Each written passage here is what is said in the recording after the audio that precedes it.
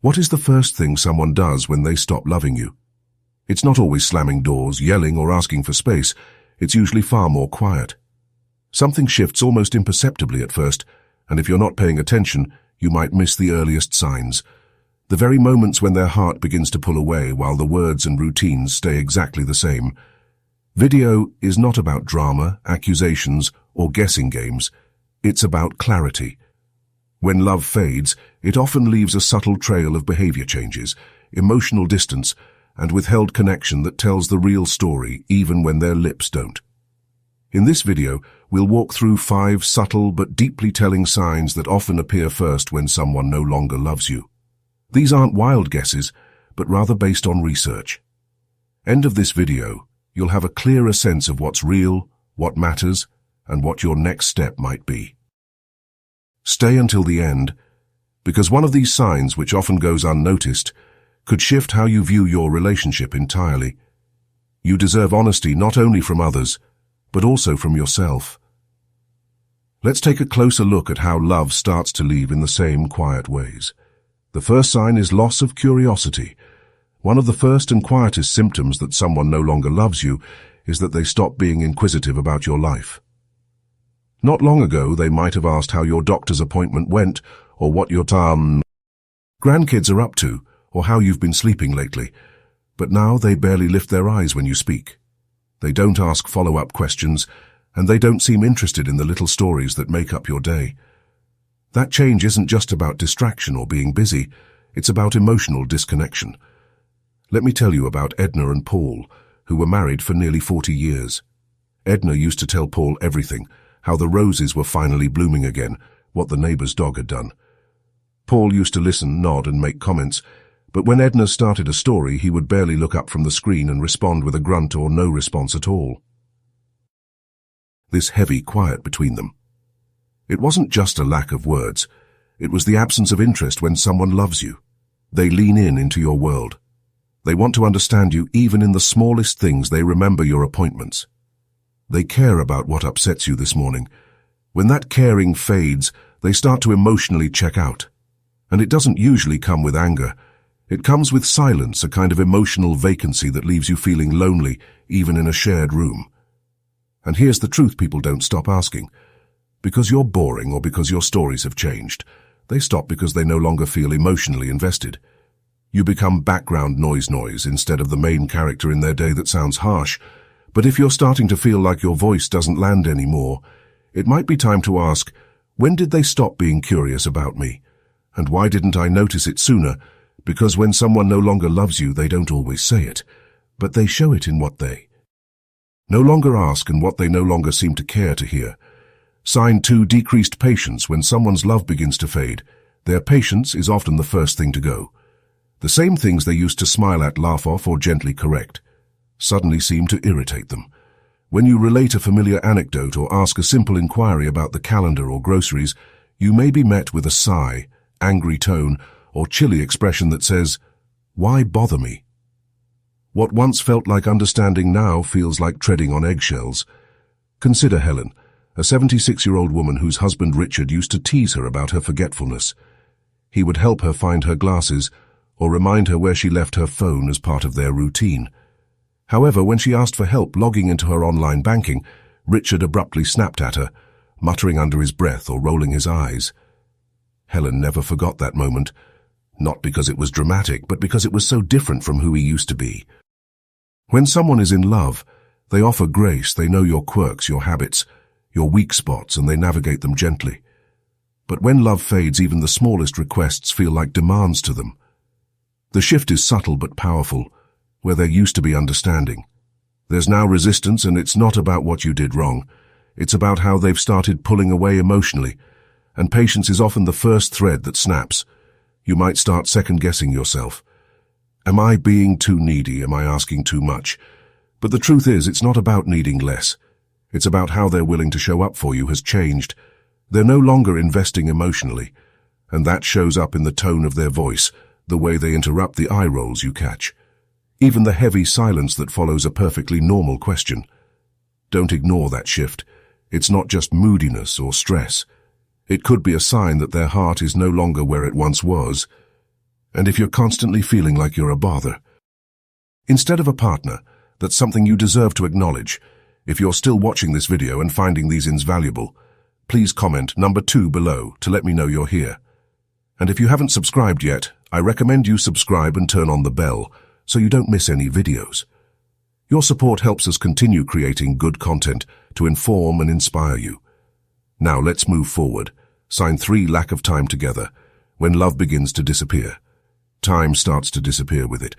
Not time in the sense of hours or days on a calendar, but the kind of time that feels shared, meaningful and chosen. You'll notice that they stop making plans with you, not because they're busy, but because they don't want to. They used to sit beside you during your favorite shows or join you on the porch in the evening. Now they linger in other rooms. They leave the house more often without asking if you'd like to come. And when they do stay, their body is there, but their attention isn't think about. Someone like Rai, 68, who loved his morning routine with his wife Linda for years. They'd sip coffee side by side at the kitchen table, talk about the weather, the news, or just sit in silence. It didn't matter what they said, it was about being there. But slowly that changed. Linda started waking up earlier and heading out for long walks alone. The coffee was already made, the table empty. She said she needed time for herself.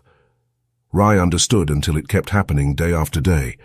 He started to feel like a guest in his own marriage. When someone loves you, they carve out time because time is a form of love. But when that love weakens, so does their desire to be close, and often they won't explain it. They'll say they're tired, they'll say they have errands. They'll say nothing at all. But the truth is, people make time for what matters to them. And if you keep finding yourself alone even when they're in the same house, it might not be by accident. They stop inviting you to do small things. They don't ask what your day looks like. They start saying, "You go ahead," or "I'll just stay here," and with each quiet decision the distance grows. It doesn't take a big fight or a dramatic announcement. All it takes is enough mornings apart, enough dinners, where you eat alone, enough nights when they fall asleep with their back turned. If you're feeling left behind in a relationship that once felt shared, don't ignore that feeling, because when someone no longer loves you, the time they give you isn't reduced, it's removed. And that kind of silence speaks louder than words ever could sign for emotional withholding. There comes a point, often quietly, when someone stops letting you in, not just into their day, but into their inner world. You used to hear their worries, their hopes, their thoughts about life or work or family. But now it feels like they're wearing a mask. They answer with surface-level comments. They say things like "it's fine" or "don't worry about it," but you can tell something's different, something's being kept behind. Closed doors, and the most unsettling part, you no longer feel like their safe place. Let's talk about someone like Gloria, 71. Her partner Samuel had always been open with her. He'd vent after a long phone call with his brother. He'd talk about his fears when his knee surgery was coming up. He even used to call her his best friend. But over the past year, that changed when his cousin passed away. Gloria didn't find out until a week later when she asked why he hadn't told her. He just said, "I didn't want to burden you." But she knew that wasn't the reason. It was easier for him to carry it alone than to invite her in that shift. Doesn't happen overnight, but when someone no longer loves you, they start to close the emotional doors. They still talk, yes, but not about what matters, not about what's real. You begin to feel like a roommate instead of a partner. The big decisions get made without you. The thoughts you used to share over dinner now sit quietly in their head, and you don't even know what's missing. Until you feel the distance growing, people don't just stop talking. They stop trusting you with their truth. And that hurts more than silence, because it means they no longer see you as the person they turn to when life gets heavy or certain. They might still be kind, still do the dishes, still sit beside you in church. But the warmth is gone. The closeness is gone. And when you try to reach for it, when you ask what's wrong or try to connect, they pull back, not always with anger, but with avoidance. They say, "I'm just tired," or "you wouldn't understand." But what they're really saying is, "I've already turned inward. I've already begun to disconnect." If you're still watching this video and finding these insights valuable, please comment number 4 below to let me know you're here. And if you haven't subscribed yet, I recommend you subscribe and turn on the bell so you don't miss any videos. Your support allows us to continue providing good material to enlighten and inspire you. So let's move on. Withdrawal. As emotional connection begins to wane, the body frequently follows. You'll notice less hugs. Avoid unnecessary eye contact, lengthy touches and kisses. Even sitting together on the couch starts to feel like two people sharing space. Not connection, physical closeness for many couples is where unspoken love is kept alive. So when that disappears, it doesn't just feel lonely. It feels like the love has physically stepped back.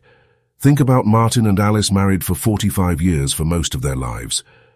They were naturally affectionate, holding hands during walks, rubbing each other's shoulders after a long day.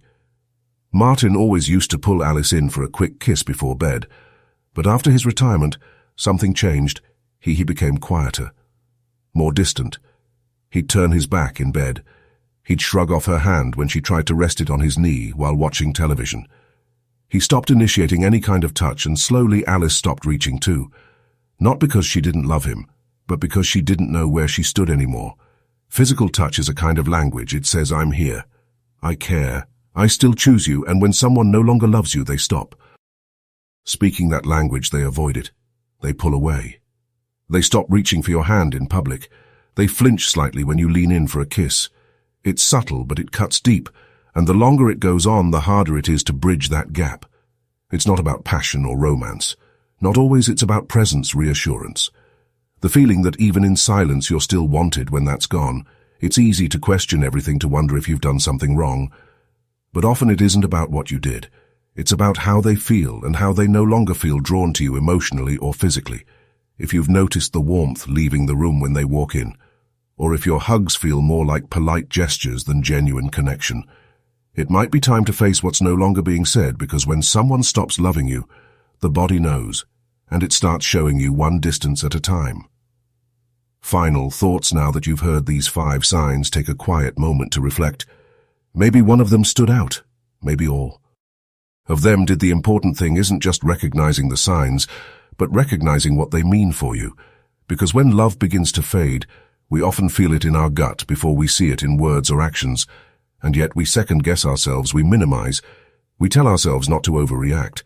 But the truth is, emotional distance always leaves clues through silence, avoidance, and a shrinking sense of being known. If you felt that shift, if you're wondering if what you're experiencing is real, it's likely that you're feeling the difference between being chosen and being tolerated. It's important to explore this with honesty, courage, and compassion for yourself and the relationship. This doesn't mean that love is gone or that things can't be repaired. The first step is to see clearly and recognize Trin 2. Do you feel emotionally safe, cared for, and valued? Remember, your peace is just as important as anyone else's comfort. It's more painful to keep pretending when someone's love is fading.